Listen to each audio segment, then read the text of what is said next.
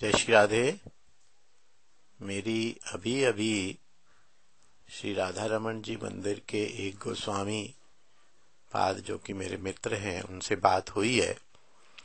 मैंने उनसे कंफर्म किया कि ठाकुर जी को वंशी रोज धारण की जाती है या नहीं की जाती है, तो उन्होंने बहुत ही कॉन्फिडेंस से जवाब दिया।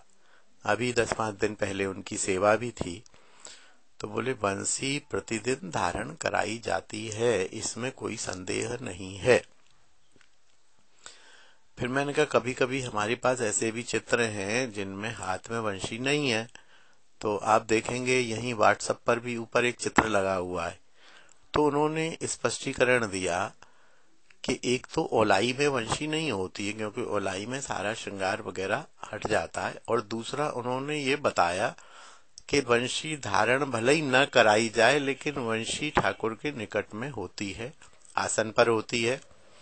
फिर उन्होंने बताया कि श्रृंगार के हिसाब से कभी जब हम ठाकुर को छड़ी धारण कराते हैं, तो आप ये सोचिए ना कि जिसके हाथ में छड़ी है तो वंशी कैसे बजाएगा।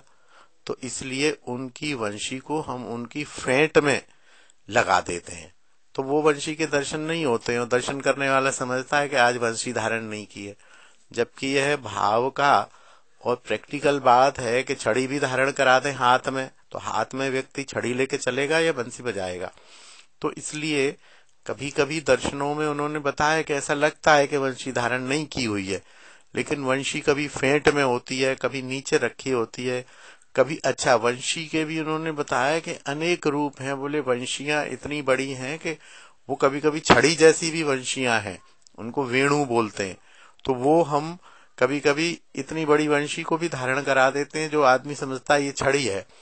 अतः यह निश्चित है कि केवल बिहारी जी को छोड़ के, बिहारी जी केवल एक दिन वंशी धारण करते हैं, बिहारी जी एक दिन कटी काचनी धारण करते हैं, बिहारी जी एक दिन मोरपगा धारण करते हैं, बिहारी जी की एक दिन मंगला होती है। ये बिहारी जी की सेवा उपासना का ढंग है। शेष सभी मंदिरों में सभी स्थान पर वंशी अवश्य ही प्रतिदिन धारण कराई जाती है।